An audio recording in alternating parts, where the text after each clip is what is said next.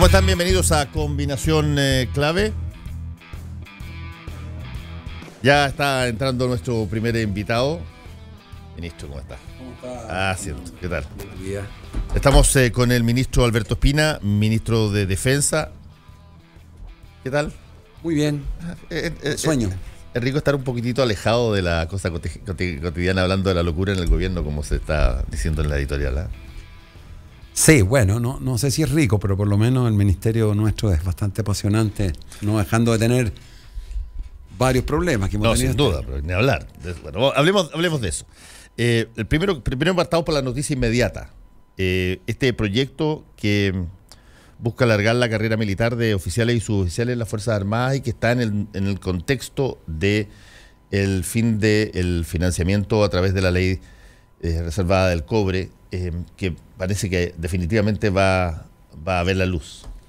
Sí, son dos proyectos distintos que se topan con el tema de la modernización de las Fuerzas Armadas.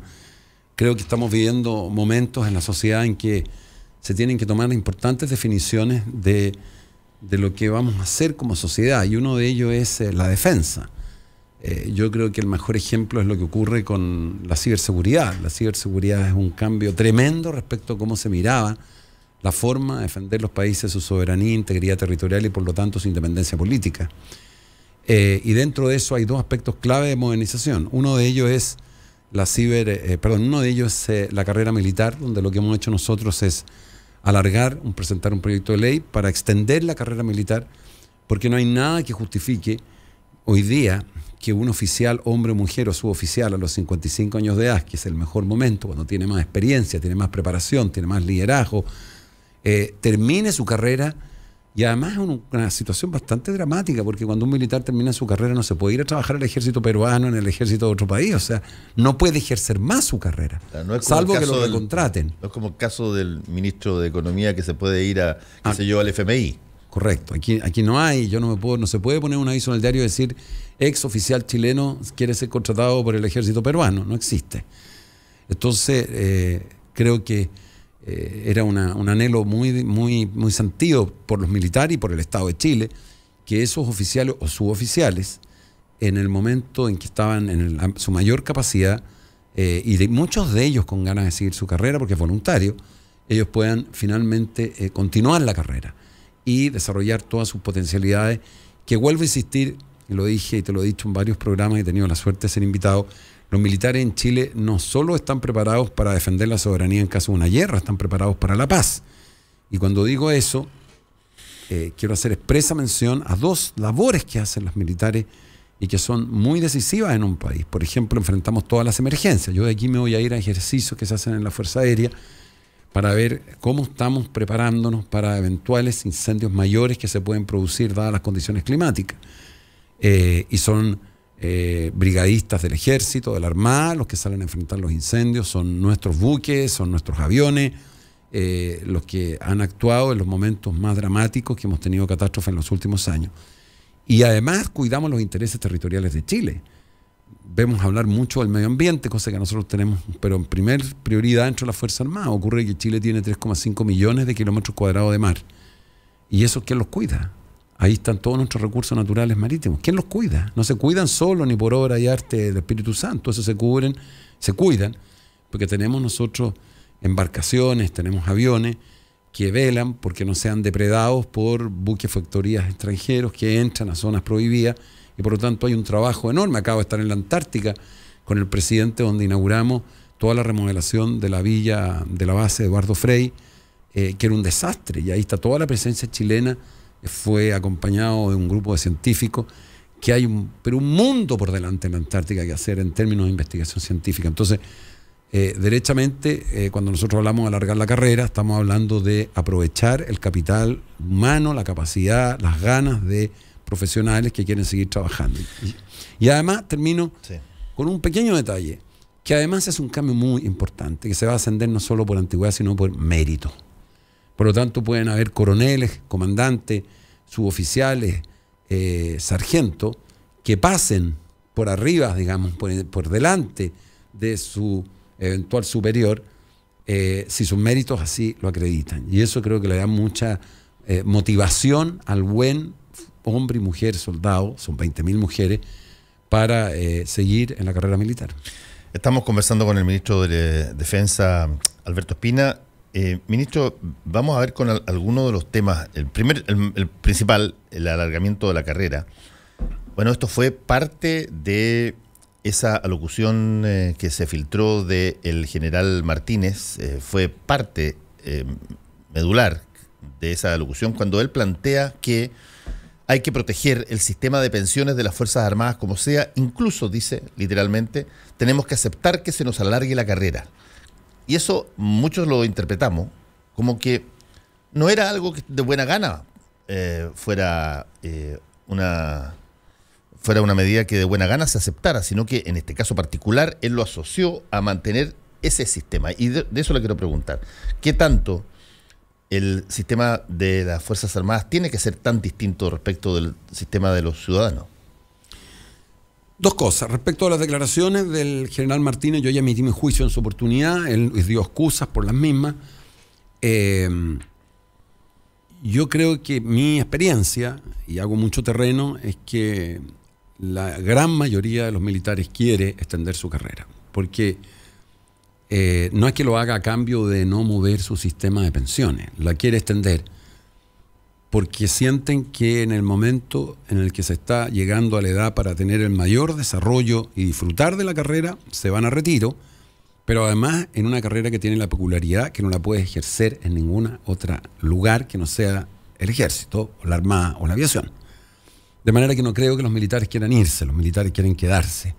Nadie a los 55 años que esté trabajando, porque no estamos hablando de una persona de 70, 75, a los 55 se es una persona joven, se está en la plenitud de las capacidades, se están llegando los cargos más interesantes de mando de unidades, se está utilizando toda la tecnología, y que le digan de la noche a la mañana, ¿sabe qué más? No es que usted se vaya de este trabajo y pueda encontrar otro, sino que no puede trabajar más en lo que usted se fue su vida. Por lo tanto, yo creo que sinceramente las Fuerzas Armadas querían y quieren, yo he conversado con ellos y he hablado con los propios comandantes y jefes, pero no solo con ellos. Creo que este es un tema muy querido entre las Fuerzas Armadas. Y respecto al sistema de jubilación, efectivamente las Fuerzas Armadas tienen un sistema de jubilación distinto al resto de la comunidad y tienen mejores jubilaciones. Tal como tienen menos sueldos de lo que tienen en promedio profesionales o personas que realizan la misma actividad, tienen un sistema de jubilación muy superior al que están percibiendo el resto de los chilenos. Y por eso, porque es superior, es que nosotros vemos que con el aumento de la carrera, el país al cabo, tengo la cifra, de 20 años, logra retener, al no pagar jubilaciones por extenderse la carrera, 55.000 millones de pesos. Y esa cifra hay que sumarle 159.000 millones a los 25 años y 342.000 millones. Y por lo tanto, más que pensar en bajarle el sueldo a las Fuerzas Armadas, es decir, que con esta ley se obtiene una cantidad muy importante de recursos que se van a inyectar al sistema de jubilación. O sea, se dejan de pagarle a la gente que estaría saliendo porque siguen adentro. Porque siguen adentro. Para ser justo, no todo el monto va a jubilaciones porque hay un neto que se produce con el sueldo que le tienen que pagar. Pero la verdad de las cosas es que efectivamente hay una diferencia en el sueldo de las remuneraciones. Ahora, ministro, como el dinero es fungible, este dinero que se ahorra, ¿es dinero que sigue en las Fuerzas Armadas o es dinero que puede ser definitivamente sale de las Fuerzas Armadas? Sale de las Fuerzas Armadas. No tiene nada que ver. Es un dinero que va a estar destinado a los programas sociales que el gobierno del momento lo quiera inyectar. Es una cantidad gigantesca de plata y yo creo que eso de una u otra forma permite aumentar las jubilaciones de quienes no son miembros de las Fuerzas Armadas. Pero el proyecto está pensado, para ser bien franco, en una lógica distinta. Está pensado en si nosotros tenemos Fuerzas Armadas que gozan de un gran prestigio. ¿Por qué lo gozan? Si tú vas y tú has viajado y preguntas a Estados Unidos, yo estuve con James Mattis, el ministro de Defensa de Estados Unidos, que se acaba de renunciar. Sí, he estado con los comandantes en jefe de las Fuerzas Armadas, con oficiales. El prestigio que tienen las Fuerzas Armadas chilenas por su formación, por su capacitación, es extraordinario. O sea, nadie en Chile discute la capacidad de disuasión de las Fuerzas Armadas chilenas. Nosotros estamos conversando aquí, ninguno tiene temor que vayan a ingresar por nuestras fronteras, que nos vayan a invadir. Quizá el único temor que deberíamos tener todos es el nuevo desafío que son los ciberataques, pero también nuestras Fuerzas Armadas estamos preparándonos con una gigantesca inversión para evitar que se produzcan ciberataques que son realmente la nueva amenaza del mundo. Y preparándonos para cumplir las distintas misiones que tienen las Fuerzas Armadas. Y lo que queremos es que las Fuerzas Armadas se integren a la sociedad, sean parte de la sociedad, no sean un gueto. Y la manera de integrarla es que se conozcan las otras funciones que cumplen. Cuando nosotros participamos en los incendios, estamos cerca de la comunidad. Cuando nosotros resguardamos los intereses marítimos, estamos cerca de la comunidad. Cuando son las Fuerzas Armadas las que lideran todas las campañas en los veranos para aquellas personas que en forma a veces irresponsable o por casos fortuitos se están ahogando, son las Fuerzas Armadas. Cuando nosotros atendemos a toda la gente que vive en las islas al sur de Chiloé y la atención médica la reciben de las Fuerzas Armadas, si no, no tendrían atención médica, o las personas de Isla de Pascua. Yo tuve la oportunidad de ir a la isla Rapa Nui, en la Fuerza Aérea. Entonces, lo que es muy importante es acercar a las Fuerzas Armadas a la ciudadanía, para que la ciudadanía sienta que las Fuerzas Armadas no son un mundo distinto. Y las Fuerzas Armadas no quieren ser un mundo distinto. Las Fuerzas Armadas no quieren representar un sector político. No quieren. Nosotros tenemos todavía ese estigma de las Fuerzas Armadas vinculadas al gobierno militar, que existe, pero las Fuerzas Armadas actuales, cuyos comandantes y jefes tenían 14 años para el 11 de septiembre del 73, que en su inmensa mayoría no habían vivido, no habían nacido durante el golpe militar, son Fuerzas Armadas que quieren enfocarse en lo que es su trabajo de unidad, de servir al país, y quieren que no las vinculen a los hechos que ocurrieron en el pasado. Y por eso nosotros tenemos cursos muy intensos. En la primera parte de este año fue los cursos básicos, ahora son mucho más intensos, de irrestricto respeto a los derechos humanos, por ejemplo. Estamos conversando con el ministro de Defensa, Alberto Espina. Hay una serie de temas que son asociados al tema de las pensiones en las Fuerzas Armadas, inevitablemente. Dos, usted señaló que va a haber un ahorro, y me pareció escucharlo decir de que parte de ese ahorro iba a ir a apoyar el sistema de previsional del resto del país. Obviamente, o sea, el país tiene que sacar recursos para financiar el sistema de pensiones del resto de los chilenos, el programa que va a presentar el presidente Piñera. Ahora, estos son ahorros que no se producen en el corto plazo. Los ahorros que estoy hablando yo de los recursos de la Fuerza Armada, como este es como el alargue de la carrera es inmediato. Sí. Pero el cambio del sistema previsional es paulatino. Ustedes saben que un miembro de la Fuerza Armada, cuando cumple 20 años de trabajo, puede jubilar con 20 30avos. Y ahí se nos produce una situación que, como el sueldo es inferior a lo que esa persona ganaría en el mundo privado, muchos de ellos optan por irse. Y dicen, yo me quedo con mi sueldo que sea 20 30avos, o sea, 2/3 de mi sueldo, pero puedo ejercer otro trabajo. Nosotros queremos retener a ese oficial para el cual nosotros, o suboficial... La Fuerza Aérea es realmente... La Fuerza Aérea es una situación eso. Increíble. O sea, formamos pilotos de combate que son, para que la gente se dé cuenta, nuestros pilotos de F-16 se entrenan par y par con los pilotos de F-16 de Estados Unidos, de Francia. Yo estuve en el ejercicio en Natal, estuve durante 10 horas viendo los entrenamientos de los F-16 chilenos con americanos, con brasileros, con franceses, con canadienses. Y ese piloto, después que el Estado de Chile hace un esfuerzo gigantesco en prepararlo, una línea aérea va y le ofrece 2 veces el sueldo, y él dice, bueno, eso lo levanta. Me tengo que ir. No pasa habitualmente en todas las especialidades. No, yo se conocía de que eso era bastante frecuente en la Fuerza Aérea. Ahora, también hay otras anomalías, como las anomalías estas de pensiones que son traspasadas a familiares. Bueno, eso se terminó. Ya, eso se acaba. Se acaba.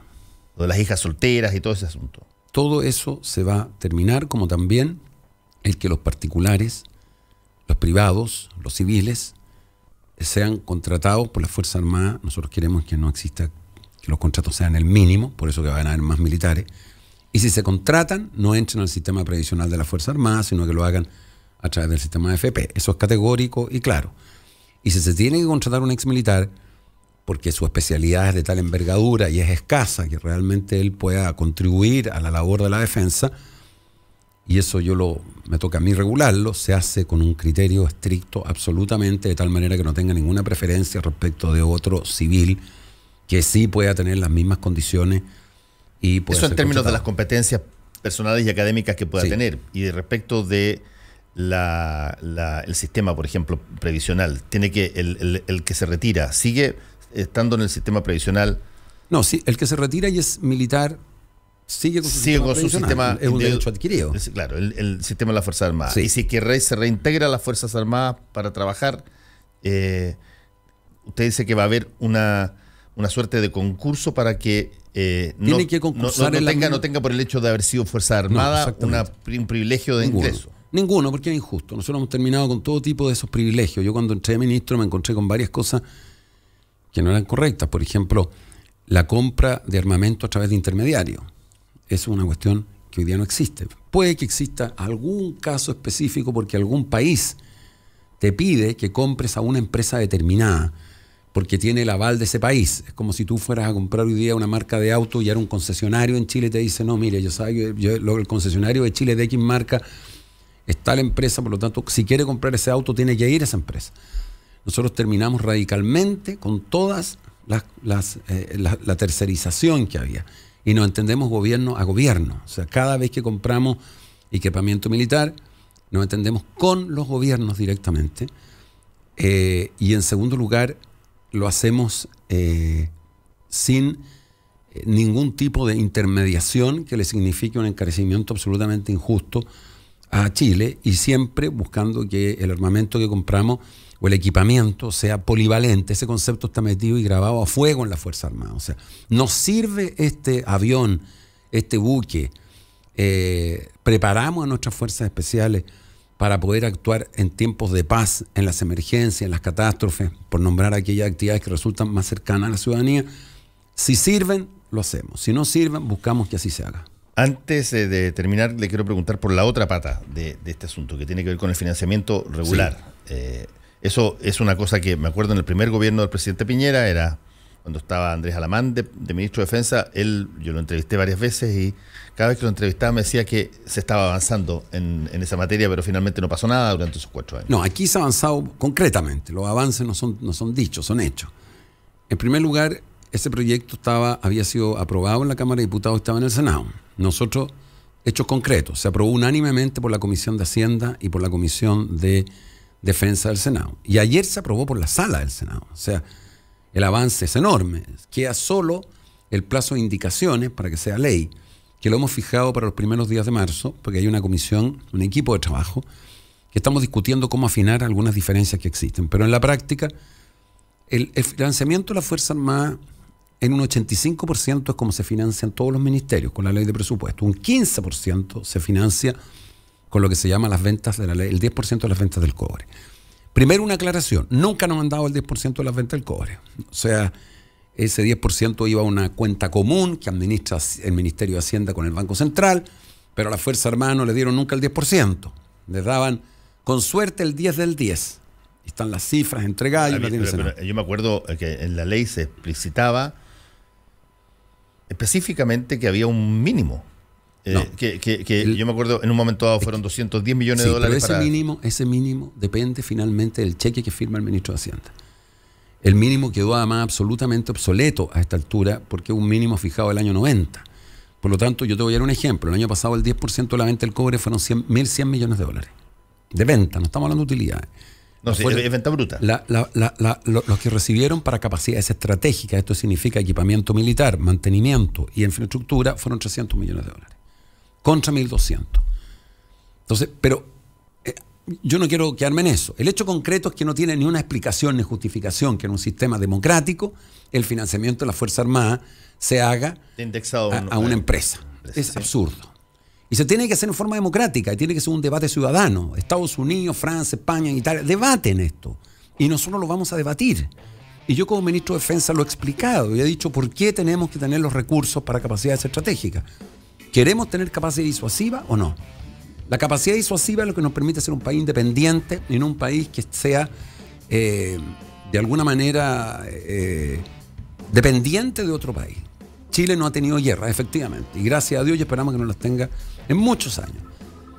Pero no tenemos guerra, entre otras cosas, porque tenemos capacidad disuasiva. Sí, pero no tenemos guerra porque tenemos fuerzas más preparadas. Pero qué bueno que haya planteado esa palabra clave de la dependencia, porque otra de las cosas que se decía mucho respecto de este sistema es que cuando, por ejemplo, mencionó a los F-16, cuando tú tienes toda una flota de cazabombarderos de una determinada denominación y de un determinado país, en términos estrictos tú dependes en un porcentaje altísimo de quien te provee no solamente la instrucción original, sino que además los repuestos y las cosas, y que además muchas de esas ventas están atadas a que tú no puedas comprar a terceros. Bueno, eso efectivamente en el pasado fue así, hoy día se ha cambiado absolutamente. Nosotros estamos tratando de unificar todo nuestro sistema de adquisición. Efectivamente hay compras que se hacen, nosotros no tenemos capacidad de comprar equipamiento nuevo, nosotros compramos equipamiento usado, la verdad, y lo que hacemos es upgrade con ese equipamiento. Chile hoy día tiene un poder militar disuasivo muy relevante e importante, y eso ha sido mérito de los gobiernos de Ricardo Lagos hacia adelante, y han tenido todos esos gobiernos la responsabilidad de adquirir capacidades estratégicas que nos permitan tener disuasión. Disuasión significa algo muy simple. Vivimos nosotros con la seguridad que nuestro país no va a ser objeto del ataque o de invasión por otro país que quiera tener un conflicto por razones políticas, por lo que sea. Vivimos en paz y tranquilidad. Cuidamos nuestra frontera, bien. ¿Cuáles son nuestras fronteras? Los 4,5 millones de kilómetros de cielo, los 3,5 millones de kilómetros de mar y los 800.000 kilómetros de zona terrestre. Y a eso agrega tú toda nuestra proyección en la Antártica. ¿Podemos atenderlas, cubrirlas? Sí, Chile está equipado para eso, pero hay que mantenerlo. Yo le decía ayer en la sala del Senado, los recursos marítimos son el futuro de Chile, el Pacífico es el futuro de Chile. Ahí se desarrolla el comercio, ahí se va a desarrollar probablemente todo el potencial de Asia-Pacífico. Bueno, ¿quién cuida esos recursos naturales? ¿Se cuidan solo? Por obra y gracia del Espíritu Santo, se cuida por la Armada. ¿Cómo los cuida? ¿Mirando televisión? No, los cuida teniendo fragatas, aviones, submarinos,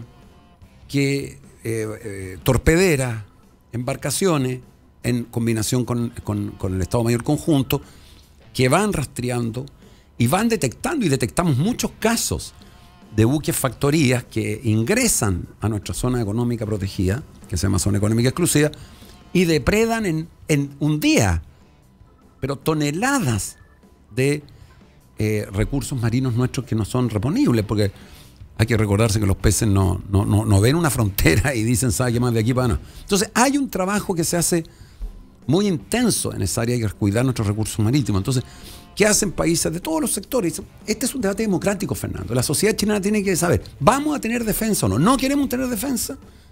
Muy bien, si no queremos tener defensa preparada, entonces nos va a pasar lo que nos ha pasado a algunos países amigos que han visto muy mermada su capacidad de defensa y finalmente no tienen la suficiente independencia política para poder tomar decisiones por ellos mismos. Ministro Alberto Espina, muchas gracias por haber venido hoy día. Encantado. A Combinación Clave. Gracias, que te vaya súper bien. Volvemos. No te separes de la 92.9. Ya regresamos con más opinión y debate en Combinación Clave. Quédate en la clave. A las 5 de la tarde, de lunes a viernes. ¿Qué es qué? Ponemos en duda todo eso que creías cierto. ¿Aló, Alfredo Ugarte?